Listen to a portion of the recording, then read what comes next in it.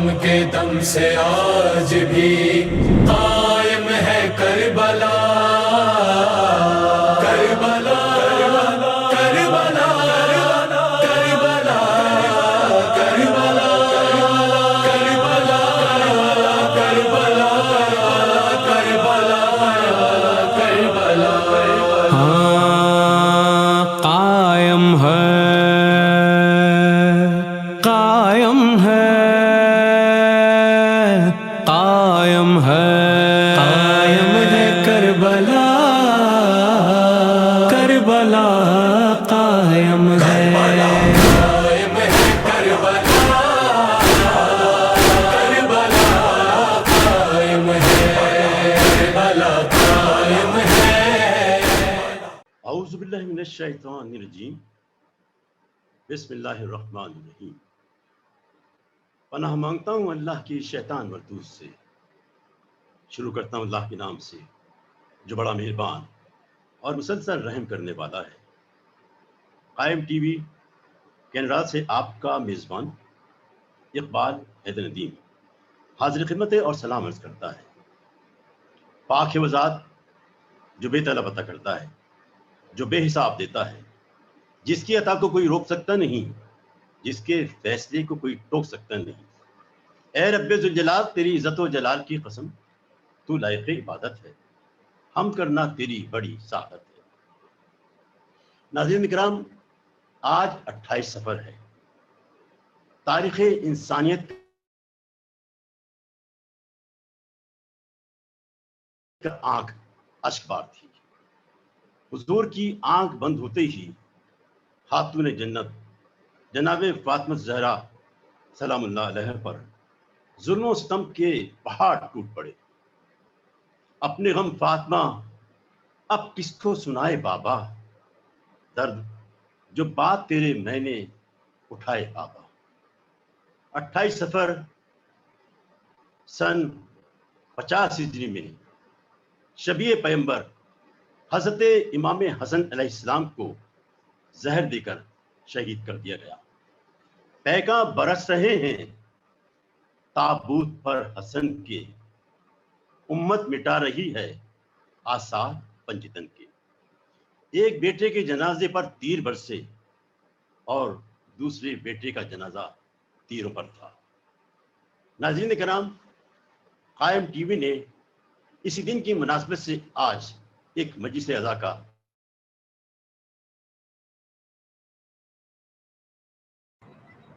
کے عزادار دیکھنا، باد رسول جس نے جلایا درے بطول، روزے حساب ہوگا وہ فنار دیکھنا۔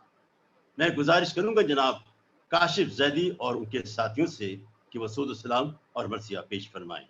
جناب کاشف زیدی اور ان کے ساتھی بر محمد وآل محمد صلوات، اللہم صلی علی محمد وآل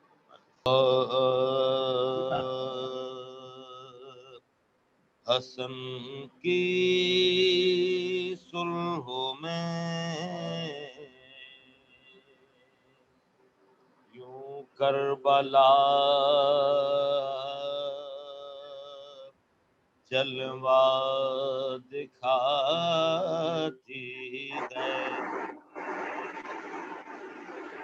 حسن کی صلح میں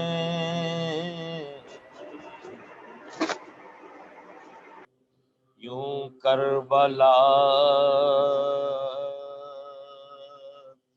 جلوہ دکھاتی ہے۔ حدیبیہ میں جیسے فتح مکہ مسکراتی ہے۔ حدیبیہ میں جیسے فتح مکہ مسکراتی ہے۔ علی کی خاموشی زغرا کی حسرت صلح و شبر کی علی کی خاموشی زغرا کی حسرت صلح و شبر کی یہ وہ اجزاء ہیں جن سے کربلا ترتیب پاتی ہے حسن کی صلحوں میں نعرہ صلوات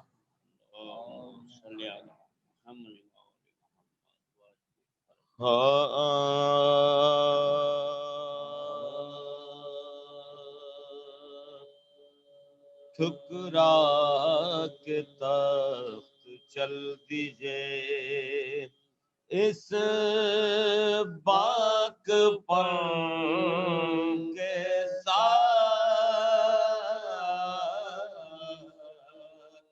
ٹھکرا کے تخت چل دیجئے شاگی لپٹتی رہ گئی پائے غسل کے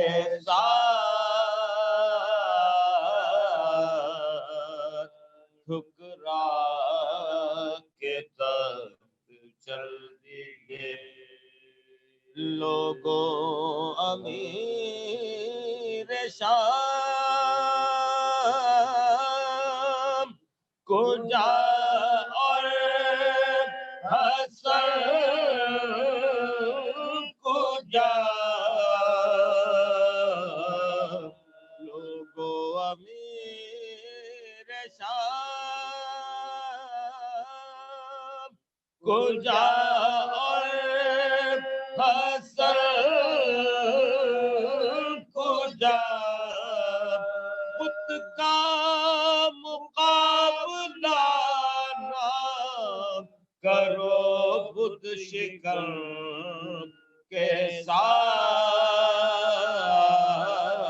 ساتھ ٹھکرا کے تخت چل دیے امت نے خوب اجر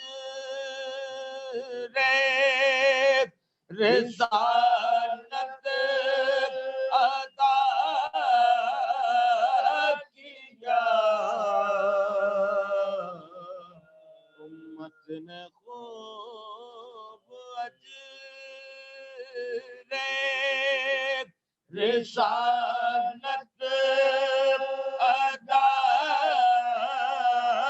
کیا باندھے گئے تھے پارا گلے ایک رسم کے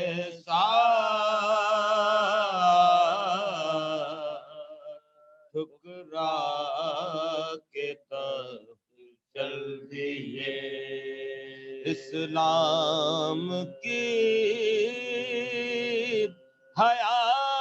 حیات کا عنوان بن گئے اسلام کی حیات کا عنوان بن گئے چھپ کے ہوئے تھے دل پہ جو ٹکڑے لگن کے ساتھ ٹکرا کے تخت چل دیے یہ فاطمہ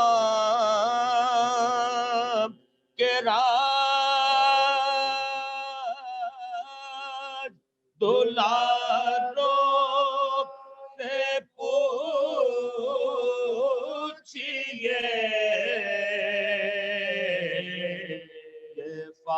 فاطمہ کے راج دلالوں سے پوچھئے اسلام زندہ رہتا ہے کس کس جتن کے ساتھ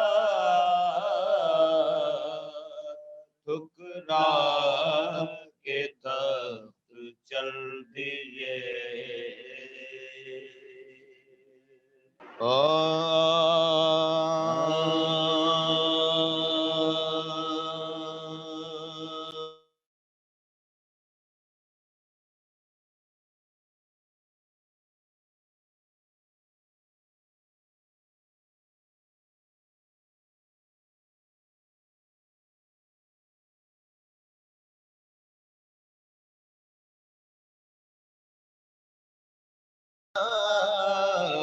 جس دم حسن کا زہر سے ٹکڑے جگر ہوا سی پارا دل کا آہوں سے دے رو صبر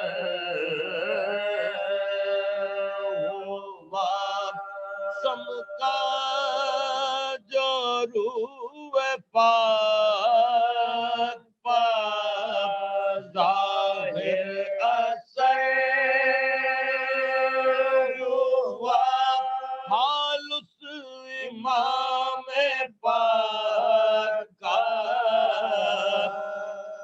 ایک دم دیگر ہوا راغت میں فرق اور شکم میں خلل پڑا کٹ کر کلے جاتا عشق کے اندر نکل پڑا کٹ کر کلے جاتا عشق کے اندر نکل پڑا فرماتے تھے غزل کے بلاؤ حسین کو تھا دم بدم یہ حکم کھلاؤ حسین کو بھائی کا غال زار سناؤ حسین کو ٹکڑے میرے جگر کے دکھاؤ حسین کو ٹکڑے میرے جگر کے دکھاؤ حسین کو کہہ دو کہ جلد آئیے رحلت کا وقت ہے تم جائیے کچھ کے وصیت کا وقت ہے آئے حسین اتنے میں بات چشم عشق بات چلاتے تھے کہ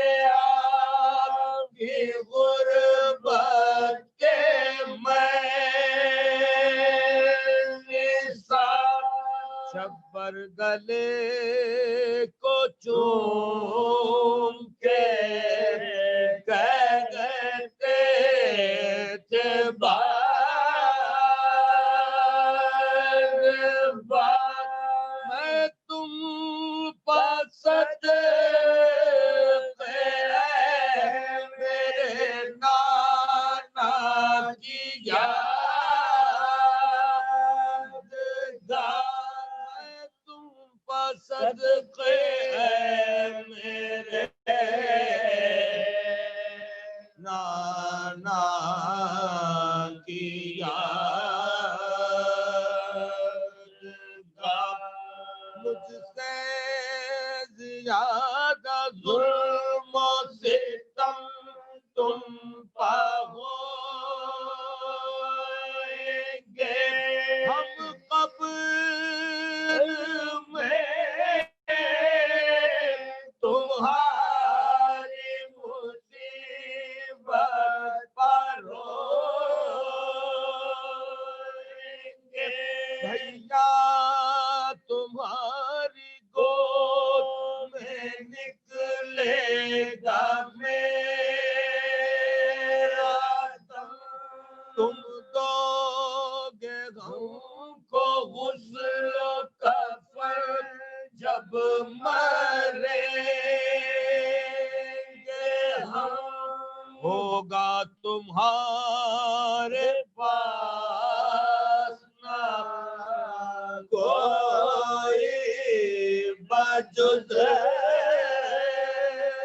عالم قاتل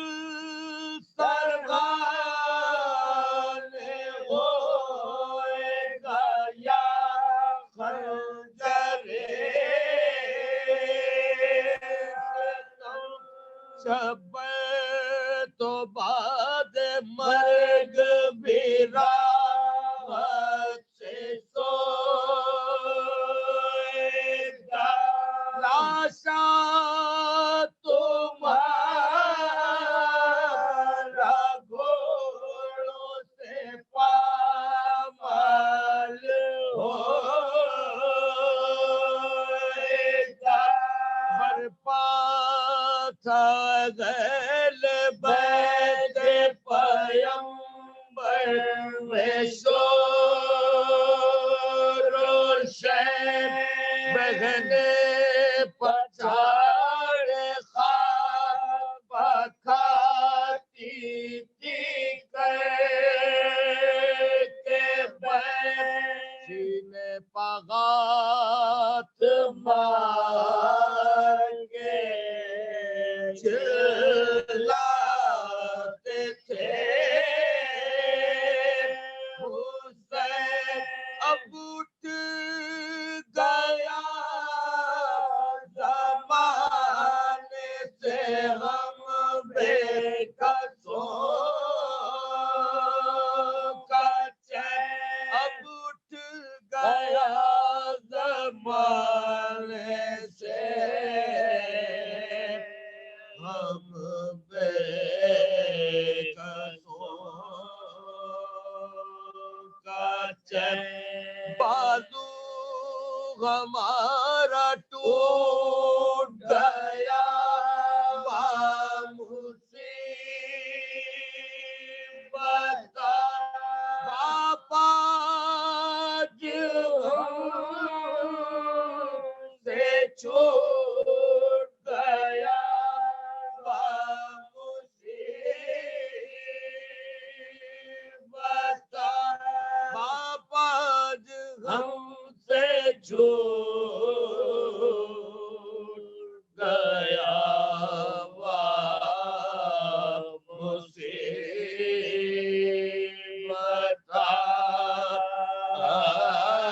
مصیبت جس دم حسن کا زہر سے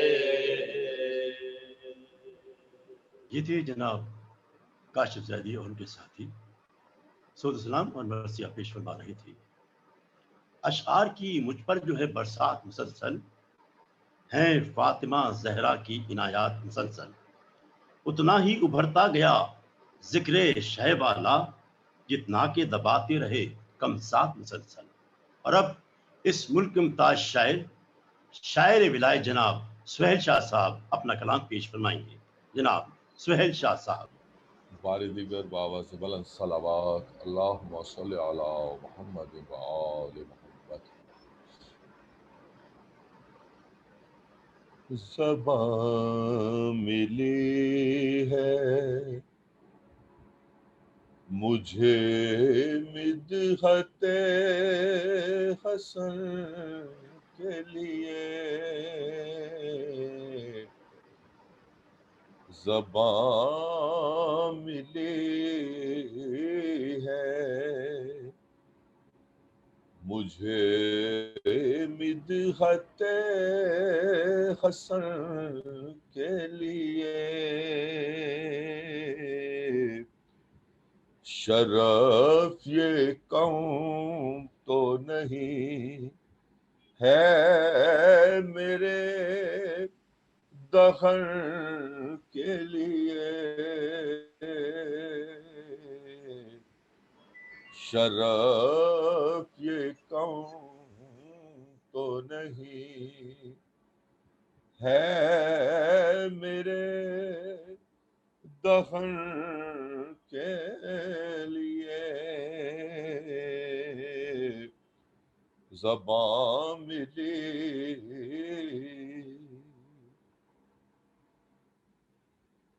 حسن کا ذکر ہے مولائیوں کے دل کا قرار،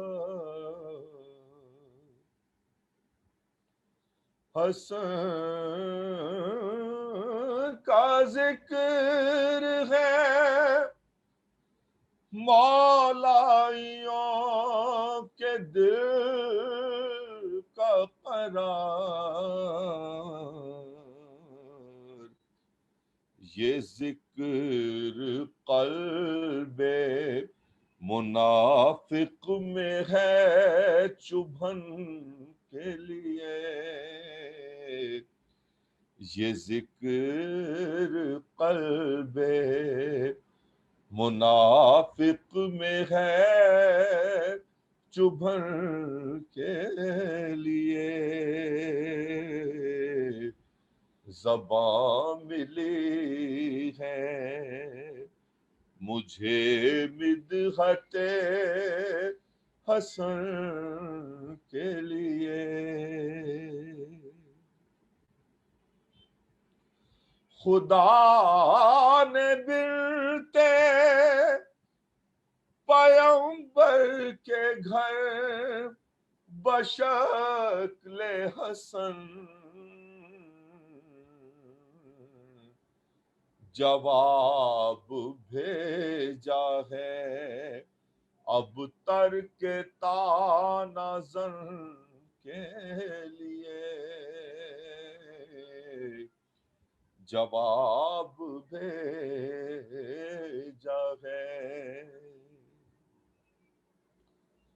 برائے زیست ضروری ہے یوں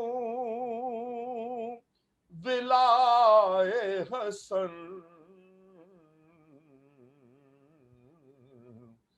ہے جیسے روح ضروری کسی بدن کے لیے، ہے جیسے روح ضروری کسی بدن کے لیے، زبان ملی ہے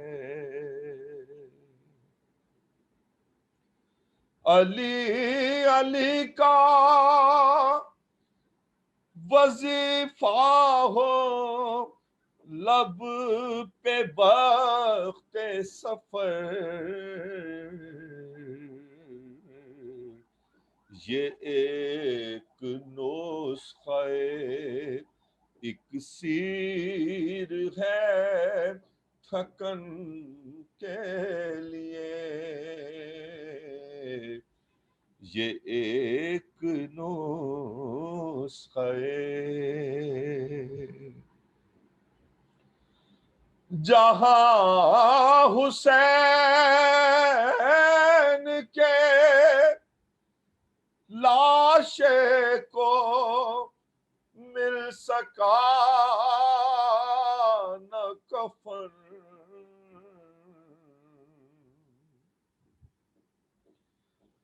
جہاں حسین کے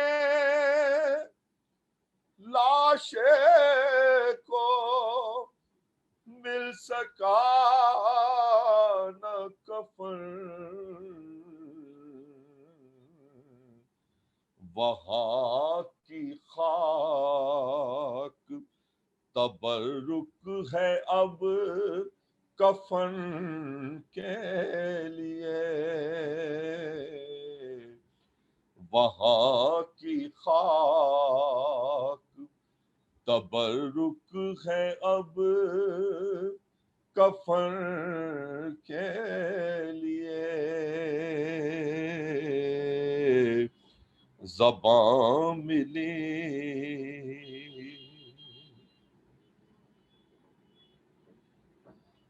ورق پہ دل کے سجائے ہیں مدح کے جو گلاب،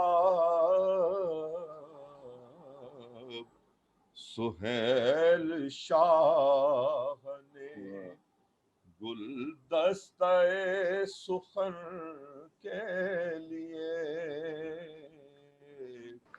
سہیل شاہ نے گلدستہ سخن کے لیے زباں ملی ہے مجھے مدحت حسن کے لیے، شرف یہ قوم تو نہیں ہے میرے دہر کے لیے، زبان ملی۔ یہ تھے جناب سہیل شاہ صاحب امام حسن علیہ السلام کی بارگاہ میں اپنے عقیدت کے نذرانے پیش فرما رہے تھے۔ حسینیت کا سخنور ہوں، مجھ سے بات کرو، میں خود ہی اپنا مقدر ہوں، مجھ سے بات کرو، تم اہل بیت سے جنت کی بات کرتے ہو، میں اہل بیت کا نوکر ہوں، مجھ سے بات کرو۔ اور اب اس ملک کی ممتاز علمی، ادبی، مذہبی شخصیت، بے شمار کتابوں کے خالق، حکومت پاکستان کی جانب سے اپنی دینی خدمات پر ستارہ امتیاز حاصل کرنے والی شخصیت، خطیب ملت جعفریہ عالی جناب علامہ سید رضی جعفر نقوی صاحب قائم ٹی وی کی مجلس سے خطاب فرما رہے ہیں۔ نعرہ صلوات۔ اعوذ باللہ السمیع العلیم من الشیطان اللعین الرجیم، بسم اللہ الرحمن الرحیم، الحمد للہ رب العالمین والعاقبۃ للمتقین، والصلاة والسلام علی النبی الامی المکی المدنی العربی الہاشمی سیدنا و نبینا ابی القاسم محمد وآلہ الطیبین الطاہرین المعصومین المظلومین الغر المیامین الذین اذهب اللہ عنہم الرجس وطہرہم تطہیرا، واللعنۃ الدائمۃ الباقیہ علی اعدائہم اجمعین من یوم ظلمہم الی یوم الدین۔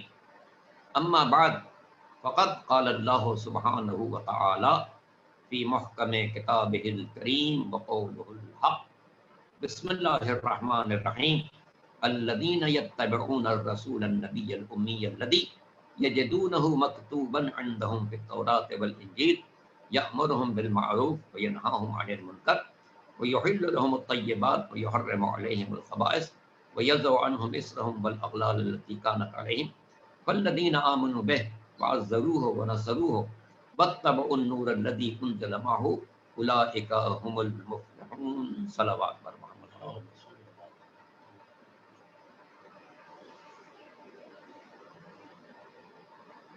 سواران اہلیت کی خدمت میں عرض کروں کہ آج کی تاریخ سال کی ایک اہم ترین تاریخ ہے، جس میں ہم دو معصوموں کا غم مناتے ہیں. قدرت نے عجیب اہتمام کیا ہے کہ جو سرکار رسالت مآب کی ولادت باسعادت کا دن ہے، اسی دن ان کے چھٹے جانشین برا امام جعفر صادق کی ولادت باسعادت کا دن، اور 28 صفر جو سرکار دو عالم کی رحلت کا دن ہے، اسی دن ان کے ایک فرزند امام حسن مصطفیٰ علیہ السلام کی شہادت کا دن. گویا اللہ نے انتظام کیا ہے کہ چاہے سرکار کی ولادت باسعادت کا تذکرہ ہو تو ان سے ان کی آل کو جدا نہ کیا جا سکے، یا سرکار کی رحلت کا تذکرہ ہو تو ان کی آل کو ان سے جدا نہ کیا جا سکے.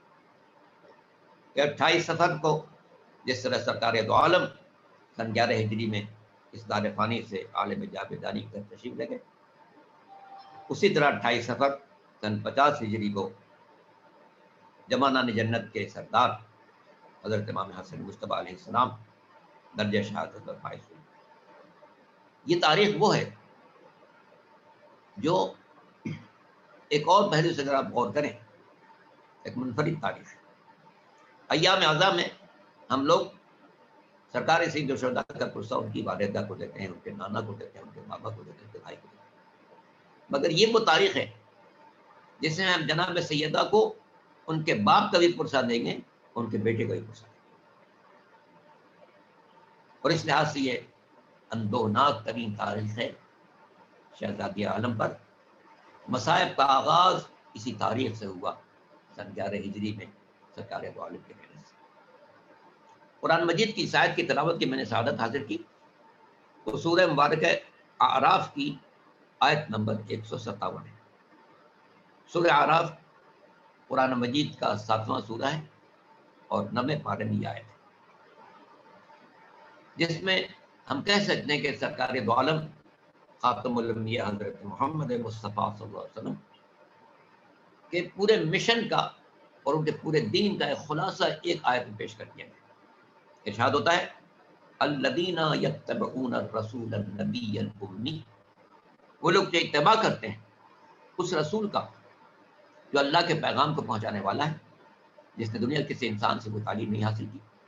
الذی یجدونہ مکتوبا عندہم فی التوراۃ والانجیل، جس نبی کو یہ لوگ لکھا ہوا پاتے ہیں توریت میں بھی اور انجیل میں بھی. اس نبی کی شان کیا ہے؟ یأمرہم بالمعروف وینہاہم عن المنکر، نیکیوں کا ان کو حکم دیتا ہے، برائیوں سے روکتا ہے. یحل لہم الطیبات ویحرم علیہم الخبائث، پاک و پاکیزہ اور عمدہ چیزوں کو ان کے حلال قرار دیتا ہے. یحرم علیہم الخبائث، ناپاک اور پلید چیزوں کو بندگان خدا کے لیے حرام قرار دیتا ہے. وَيَضُعُ عَنْهُمْ إِصْرَهُمْ وَالْأَغْلَالَ الَّتِي كَانَتْ عَلَيْهِمْ، زمانۂ جاہلیت سے انسانیت کے کانوں پر جو بوجھ تھا یہ نبی اس بوجھ کو اتارتا ہے. جن زنجیروں میں دنیا جکڑی ہوئی تھی ان زنجیروں کو یہ نبی کھولتا ہے. الذین آمنوا بہ، جو لوگ اس رسول پر ایمان لائے، فعزروہ، جس کی تعظیم کی، ونصروہ، اس کی مدد کی، واتبعوا النور الذی انزل معہ، اور اس نور کا بھی اتباع کیا جو رسول کے ساتھ ساتھ نازل ہوا. اولئک هم المفلحون، یقین وہی لوگ ہیں جو پیش پروردگار فلاح یافتہ ہے.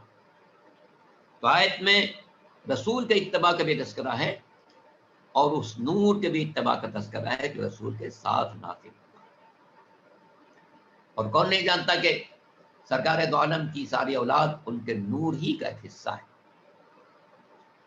اگر غور کریں اس آیت میں دین اسلام کی اہم ترین باتوں کو یکجا کر دیا گیا. پہلی بات یہ کہ سرکار کا تذکرہ اور آیت میں بھی انجیل میں بھی.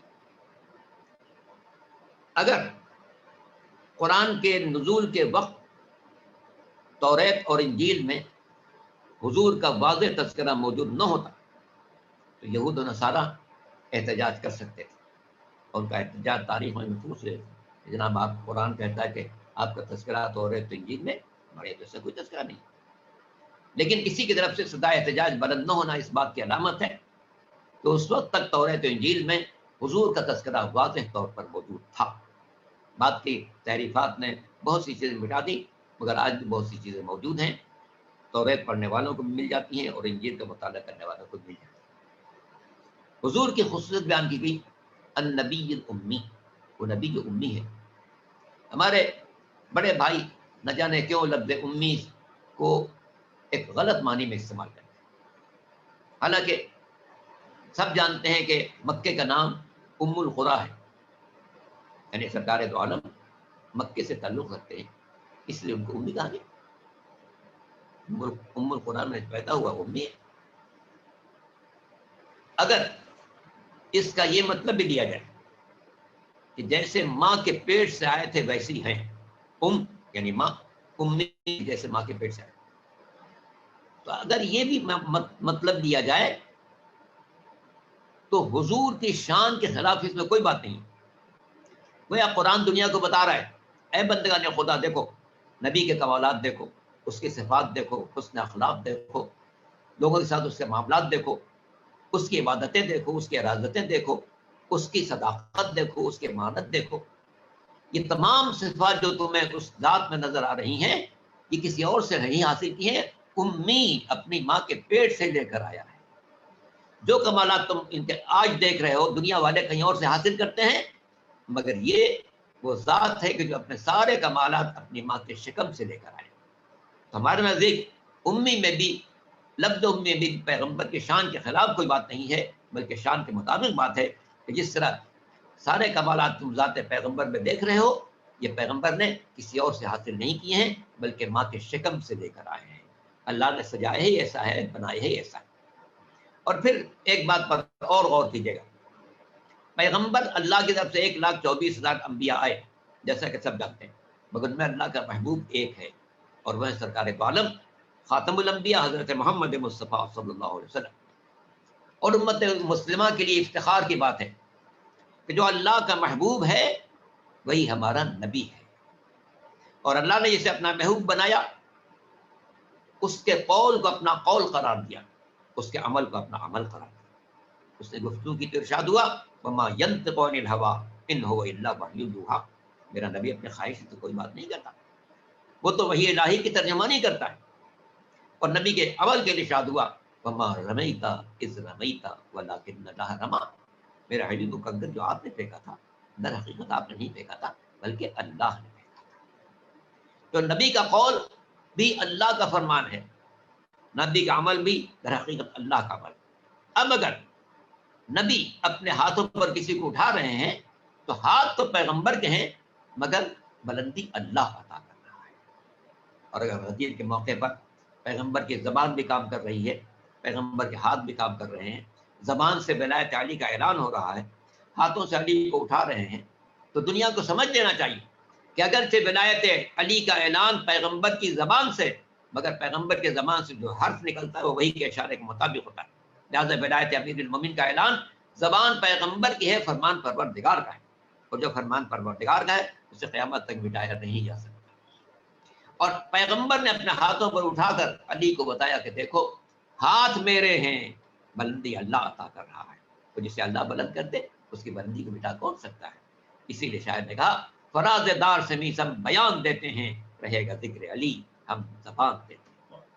تو آج کی تاریخ سرکار دو عالم کی بھی تاریخ ہے، اور ان کے اس فرزند کی بھی، اس نواسے کی بھی جو جوان جنت کا سردار ہے اور بڑا سردار ہے، اس کی بھی ولادت باسعادت ہے. اور مشرکین مکہ جو پیغمبر کو طعنے دیا کرتے تھے اس کا جواب بھی ہے. قرآن نے کہا انا اعطیناک الکوثر فصل لربک وانحر، اے پیغمبر ہم نے آپ کو کوثر عطا کیا ہے. کوثر جناب شہزادی کا لقب بھی ہے. اور اس کے ذریعے سے بتایا کہ دیکھو دنیا والے کہتے تھے پیغمبر کی اولاد نہیں ہے تو ان کا دین کیسے چلے گا. وہ سب جانتے تھے کہ بدن میں بیٹھنے والے پروانے اڑ جائیں گے، دین تو باقی رہتا ہے اولاد کے ذریعے سے. اللہ نے اپنے نبی کی بیٹی کو فرزند عطا کیا. 2 نواسے پیغمبر کو اللہ نے عطا کیے، ایک امام حسن مجتبی، ایک امام حسین سید الشہداء. دونوں کے لیے پیغمبر نے فرمایا الحسن والحسین امامان قاما او قعدا، حسن حسین دونوں امام ہیں، چاہے یہ کھڑے ہو جائیں یا بیٹھے رہیں، ہر صورت میں امام ہیں۔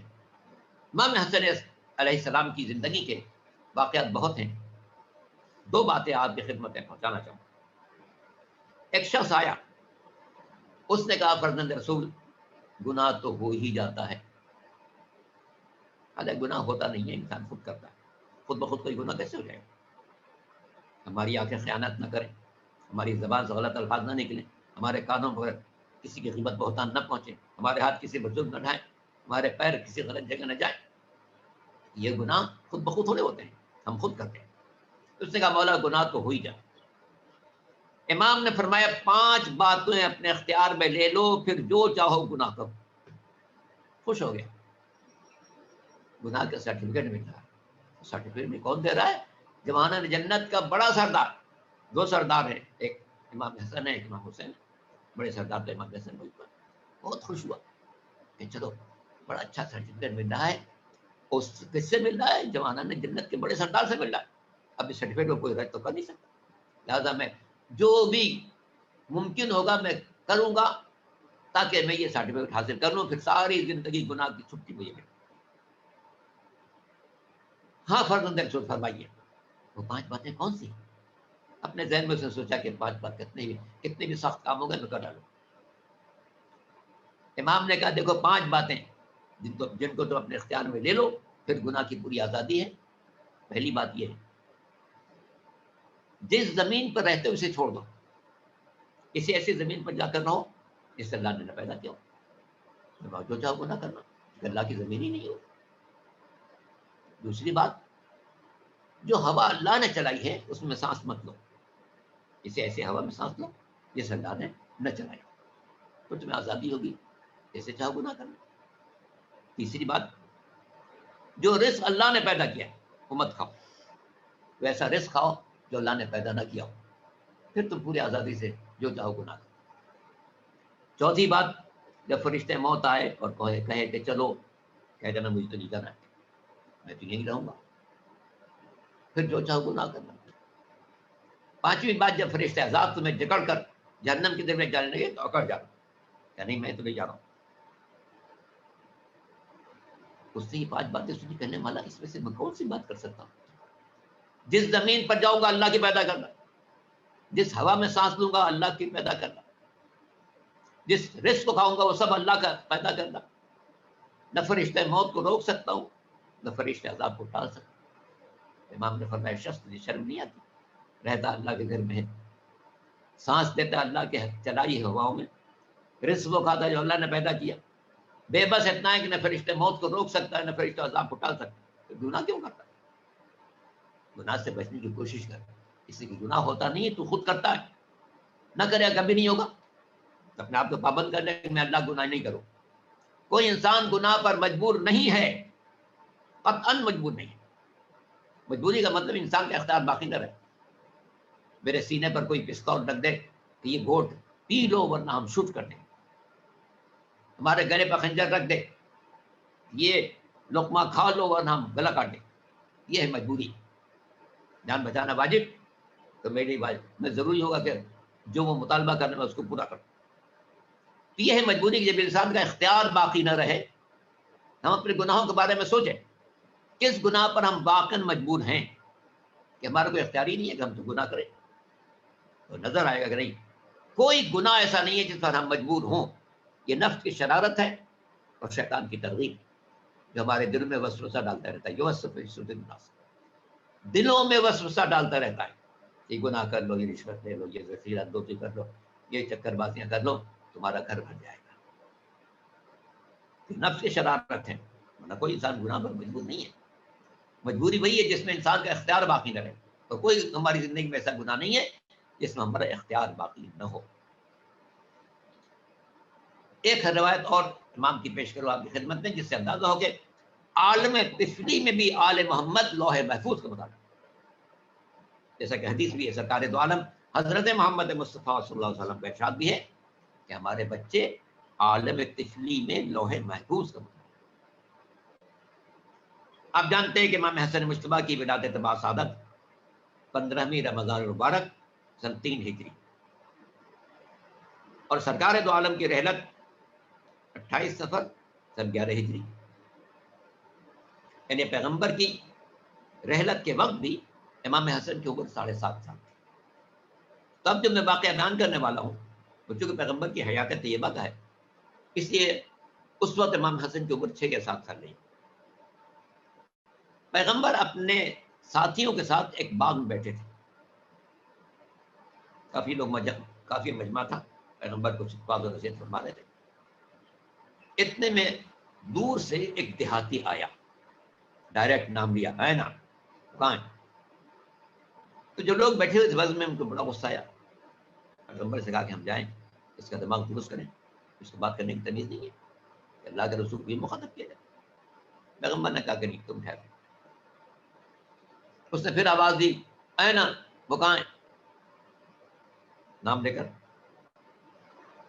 پیغمبر نے امام حسن مجتبیٰ کو 6 سال کا شہزادہ فرمایا جاؤ اس سے بات کرو۔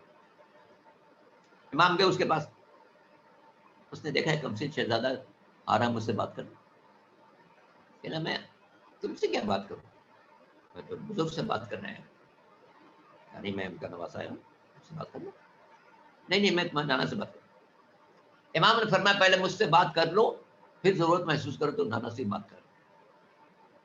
اچھا کیا بات کریں گے آپ؟ امام نے فرمایا کہ تمہارے سفر کی داستان میں بیان کروں یا تم خود بیان کرو گے؟ ہاں آپ میرے سفر کی داستان جانتے ہیں؟ فرمایا کون سی بات نہیں جانتی؟ اے شخص تو فلاں گاؤں سے آ رہا ہے، وہاں ایک میٹنگ ہوئی تھی بڑے بڑے رؤسا کی، اور میٹنگ ہمارے نانا کے خلاف ہوئی تھی، اور سب نے طے کیا تھا کہ جو شخص بھی ہمارے نانا کو قتل کر دے گا اس کو اتنا سارا انعام دے گا۔ میٹنگ ختم ہوئی، تو گھر آیا، تو نے سوچا کہ انعام بہت بڑا ہے، کیوں نہ میں کوشش کروں اس طرح انعام کو حاصل کرنے کی۔ چنانچہ تو نے لباس تبدیل کیا، ایک چادر اوڑھی، ایک خنجر چھپایا جو ابھی بھی چھپا ہوا تیرے پاس، تو گھر سے نکلا۔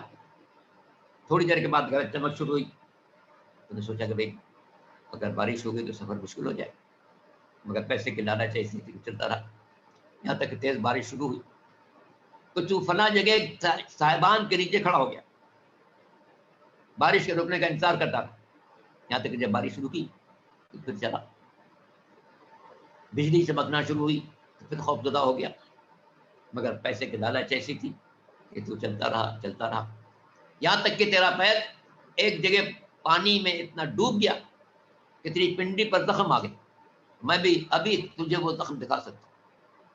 پھر تو نے سوچا کہ میں سفر ملتوی کروں، اتنے خدشات ہیں، اتنے خطرات ہیں، اتنی مشکلات ہیں، میں آگے نہ بڑھوں، مگر پھر پیسے کی لالچ پھر آگے بڑھا، گرتا پڑتا زخم کھاتا تو رات بسر کر کے صبح یہاں پہنچا ہے، اور تیرا خیال ہے کہ ہم لوگ تیرے حالات سے باخبر نہیں ہیں؟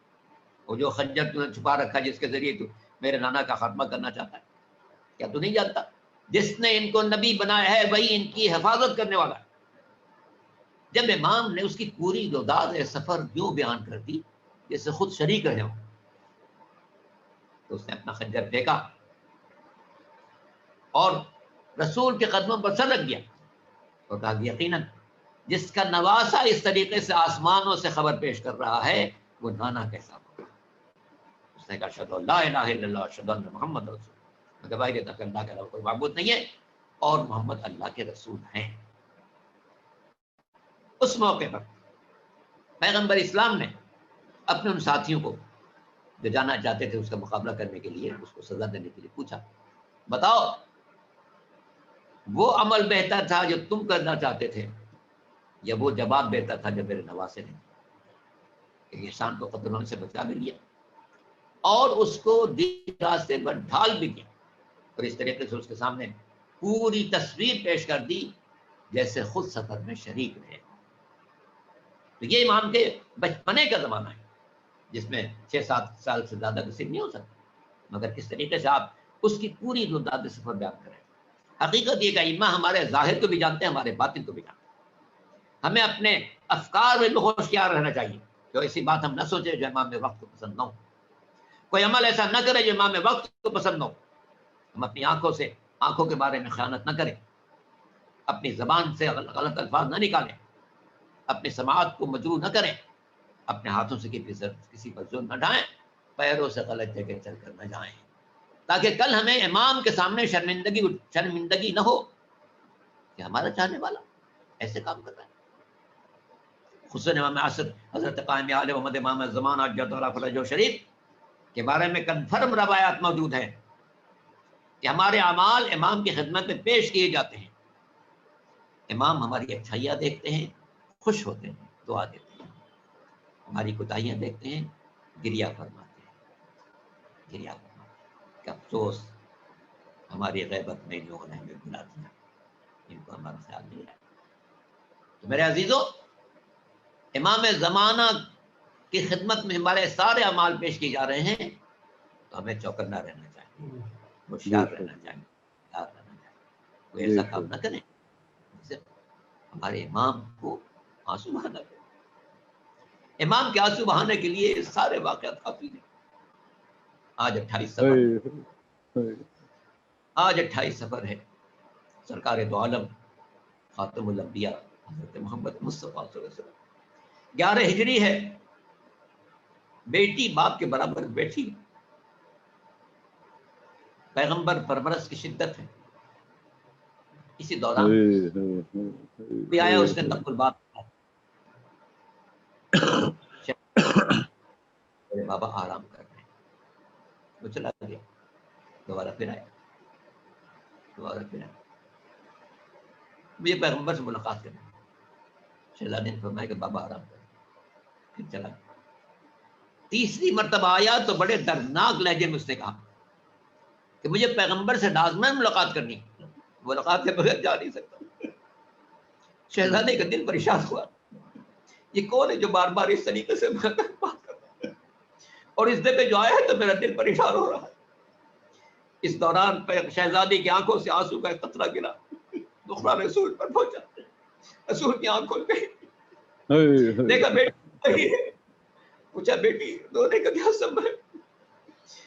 فرمایا بابا کوئی بار بار آ رہا ہے، آپ سے ملنا چاہتا ہے، میں کہتی ہوں کہ بابا آرام کر رہے، چلا جاتا مگر پھر آ جاتا۔ اب کی مرتبہ اس طریقے سے آیا ہے کہ میرا دل پریشان ہو رہا ہے کہ کچھ ہونے والا۔ پیغمبر نے فرمایا بیٹی یہ تیرے دروازے کا شرف ہے، جو آنے والا اجازت طلب کر رہا ہے، ورنہ یہ وہ ہے جو ماں کی آغوش سے بچوں کو اٹھا لے جاتا ہے، جو عورتوں کو بیوہ کر دیتا ہے، بچوں کو یتیم کر دیتا ہے۔ اے بیٹی یہ فرشتے موت ہے جو تیرے دروازے پر آنے کی اجازت طلب کر رہا ہے۔ اللہ اکبر، اے اللہ کے رسول، آپ کی زندگی میں فرشتے موت بھی آئے تو اجازت طلب کرے، مگر اللہ کے رسول آپ کے بعد اسی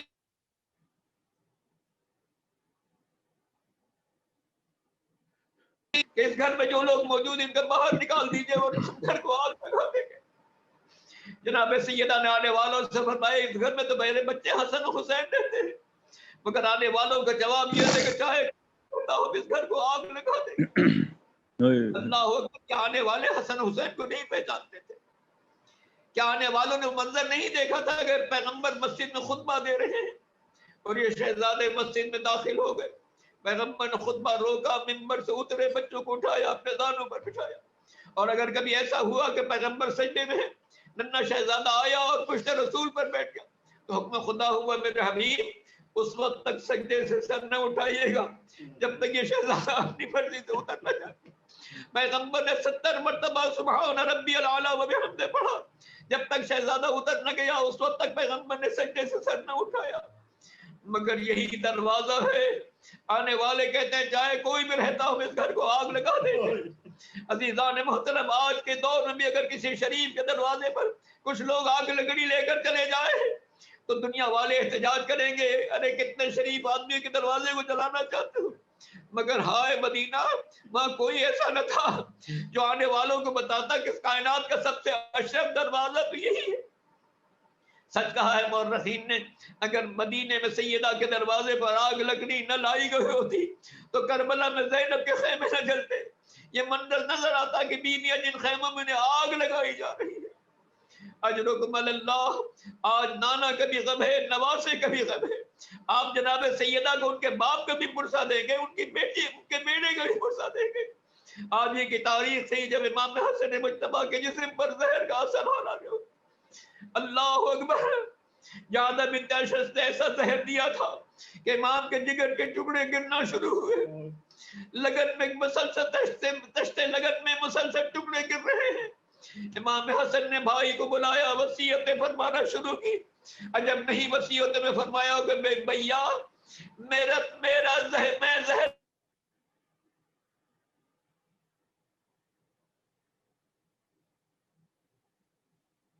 ان کی بھوک و پیاس ہوگی، ساتھیوں کے لاشیں اٹھانا ہوں گے، کبھی حبیب کا لاشا، کبھی مسلم کا لاشا، کبھی حر ریاحی کا لاشا، انصار کے بعد اولاد کا لاشا اٹھاؤ گے، کبھی اکبر جیسے جوان کا لاشا، کبھی قاسم جیسے نونہال کا لاشا، کبھی اونو محمد جیسے وانجو کا لاشا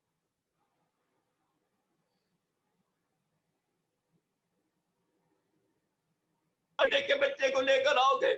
اے حسین، کربلا کی سرزمین پر میری طرف سے قاسم کو ہدیے کے طور پر قبول کر لینا۔ وصیتیں فرماتے جا رہے ہیں، آخری منزل آ رہی ہے۔ فرماتے ہیں دیکھو حسن، میرے جنازے کو کوشش کرنا کہ نانا کے پہلو میں دم کر دو، لیکن اگر وہاں رکاوٹ کھڑی کی جائے، ایک اور اسباب جنگ پیدا ہو جائے تو مجھے ماں کے مزار کے برابر میں لے جا کر دفن کر دینا۔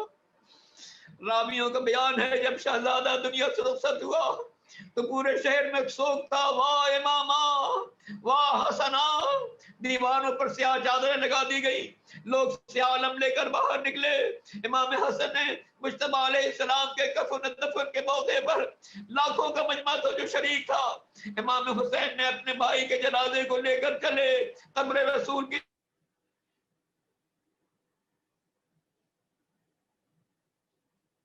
زمانوں میں ایک جوش آیا اور قریب تھا کہ جنگ چھڑ جائے۔ امام حسین نے بھائی کی وصیت کو پیش نظر رکھا، جنازے کا رخ موڑا جنت البقیع کی طرف۔ اللہ اللہ، ماں کے پہلو میں بھائی کو اتارا۔ میرا دل چاہتا ہے عرض کروں، اے امام حسن مجتبیٰ، آپ کا جنازہ تو بڑے احترام سے ماں کے برابر میں دفن کر دیا گیا، مگر آپ کا چھوٹا بھائی حسین کربلا کی سرزمین پر لاشا پڑا ہوا تھا، سر نو کے نیزہ پر تھا۔ ایسا بھی یہ سر کبھی کوفے کے دربار میں پیش ہوگا، کبھی شام کے بازار میں۔ عجب نہیں، جنت البقیع سے روح سیدہ آواز دے رہی ہوگی، ہائے میرا لال جسے چکی پیس پیس کر پالا تھا، جسم پر اتنے تیر لگے کہ پورا جنازہ تیروں میں چھپ گیا۔ اللہ لعنت اللہ علی القوم الظالمین۔ اے پالنے والے، ہماری اس مجلس کو قبول فرما۔ اس مجلس اللہ کا اہتمام کیا، اس کے منتظمین کی توفیقات میں اضافہ فرما۔ ہمارے اقبال حیدر ندیم صاحب میرے مالک جو انتہائی خوبصورتی کے ساتھ، جو آفتاب میں نظامت ہے، خوبصورتی کے ساتھ اس مجلس اعزاز کو سجاتے ہیں، اپنے پروگرام پیش کرتے ہیں، ان کی توفیقات میں اضافہ فرما۔ اس ادارے سے وابستہ تمام افراد کو ان کی تمام خدمات کا بہترین اجر و ثواب عطا فرما۔ ہم سب کو محمد و آل محمد کے غلام فرما۔ یہ کورونا وائرس جن دنیا کو پریشان کر رکھا ہے، اس سے ہر مومن ہر مومنہ کو محفوظ فرما، پوری دنیا انسانیت کو محفوظ فرما۔ اے میرے مالک، آج امام کی شہادت کی تاریخ ہے، ہم تجھ سے درخواست کر رہے ہیں وہ وقت جلد آ جائے جب جنت البقیع تعمیر ہو جائے، چھوٹے بھائی حسین کا روزہ جیسا بارونق ہے، بڑے بھائی حسن کا روزہ بھی ویسی بارونق ہو جائے۔ اے میرے مالک، امام کے زور و تعجیل فرما، ہمیں ان کے فرما برداروں میں شمار فرما۔ ربنا تقبل منا انک انت السمیع العلیم برحمتک یا ارحم الراحمین۔ ماتم حسین۔ عالی جناب علامہ رضی جعفر نقوی صاحب قائم ٹی وی کی مجلس سے خطاب فرما رہے تھے۔ جو غم شہ میں رو نہیں سکتا وہ عزادار ہو نہیں سکتا، میں اگر ذکر کربلا نہ کروں چین کی نیند سو نہیں سکتا۔ جہاں جناب فاطمہ زہرا کی بارگاہ میں پرسہ پیش کریں گے جناب اسد جہاں صاحب۔ باواز بلند صلوات پڑھ لیجئے۔ اللہم صلی علی محمد۔ نوحے کے چند اشعار۔ کربل کی کہانی جب کوئی بھی سنائے گا، دل والوں کی آنکھوں سے ایک دریا بہائے گا، وہ قافلہ سرور کا جو شان سے نکلا تھا، صغرا کو خبر کیا تھی، نہ لوٹ کے آئے گا، زہرا زہرا پرسال و بہتر کا، ٹوٹی ہے کمر شہ کی، گھبرانا مگر اکبر، فرزند نبی تیری میت کو اٹھائے گا، زہرا زہرا اکبر کا بھی پرسالو تھا ہاتھوں کے کٹنے کا، کچھ غم نہ دلاور کو، سیدانیوں کا پردہ اب کون بچائے گا، زہرا زہرا عباس کا پرسالو پامال ہوا قاسم، جب گھوڑوں کی ٹانپوں سے، کس طرح چچا تیری میت کو اٹھائے گا، زہرا زہرا قاسم کو بھی پرسالو، سوتے ہی نہ تھے اصغر، جھولے میں تڑپتے تھے، مادر کو خبر کیا تھی، ایک تیر سلائے گا، زہرا زہرا اصغر کو بھی پرسالو، سرور نے اٹھائے تھے سب ساتھیوں کے لاشیں، شبیر تیرا لاشا اب کون اٹھائے گا، زہرا زہرا شبیر کا پرسالو، قائم دم کے دم سے آج بھی قائم ہے کربلا کربلا کربلا کربلا کربلا کربلا کربلا کربلا کربلا ہاں قائم ہے قائم ہے قائم ہے قائم ہے کربلا کربلا قائم ہے